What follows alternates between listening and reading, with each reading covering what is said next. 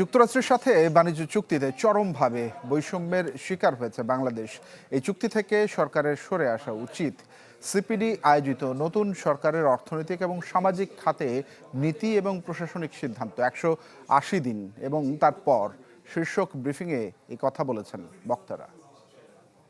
Lily আল্ট্রাসফট serum jail, যা গভীর থেকে স্কিনে দেয় 3 গুণ সিরাম হাইড্রেশন। সিরাম জেল হাইড্রেশনে ব্রাইট থাকো সব সিজনে। অন্তর্বর্তী সরকারের মেয়াদের একেবারে শেষ প্রান্তে এসে সই হয় যুক্তরাষ্ট্র বাংলাদেশ বাণিজ্য চুক্তি। সে সময় এবং এখনও প্রশ্ন উঠেছে, ক্ষমতা হস্তান্তরের ঠিক আগ মুহূর্তে কেন এই চুক্তি? এটি কি কৌশলগত সাফল্য নাকি ভবিষ্যৎ সরকারের জন্য রেখে যাওয়া জটিল দায়?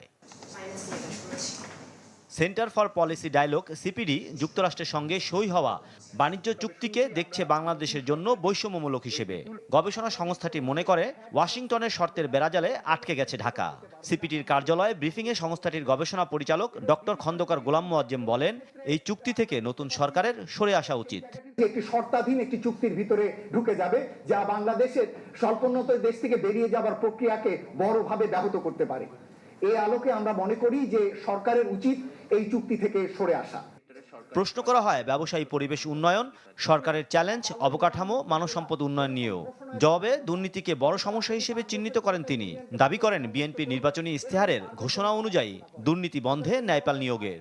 কর ন্যায়পাল এবং ব্যবসাজনিত ন্যায়পাল এবং ব্যাংকিং খাতের ন্যায়পাল, আমরা তিনটি ন্যায়পালের জিনিস যোগ্য বলেছি। এই ন্যায়পাল নিয়োগগুলো যেন শুরু থেকেই হয়। তাহলে ন্যায়পাল শুরু থেকেই সরকারের ভিতরে বাইরে বিভিন্ন ধরনের যে অনিয়ম দুর্নীতির যে বিষয়গুলো রয়েছে বা বিভিন্ন ক্ষেত্রে যে গ্রিভান্স রয়েছে ব্যবসা পরিচালনার ক্ষেত্রে, সেই জায়গাগুলোর দিকে তারা নজর দিতে পারবেন। বাংলাদেশ ব্যাংকের গভর্নর নিয়োগে দুর্বল প্রক্রিয়া অনুসরণ করেছে সরকার। এক্ষেত্রে আরো ভালো নিয়োগের সুযোগ ছিল বলেও মন্তব্য করেন সিপিটির গবেষণা পরিচালক।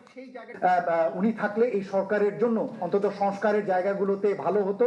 এমনকি এই যে আর্থিক খাতে যে ফিরে আসার প্রক্রিয়া, এই ফিরে আসার প্রক্রিয়াটা অব্যাহত থাকতো। বর্তমান সরকার গভর্নর নিয়োগের ক্ষেত্রে একটি দুর্বল পদক্ষেপ নিয়েছেন।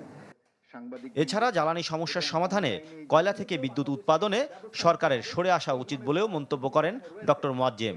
বলেন, গ্যাস সমস্যা এলএনজি আমদানি করে সমাধান হবে না। যাতে ব্যুরোক্রেসিকে নিয়ে চলতে পারেন। মাসুম মিয়া, চ্যানেল 24, ঢাকা।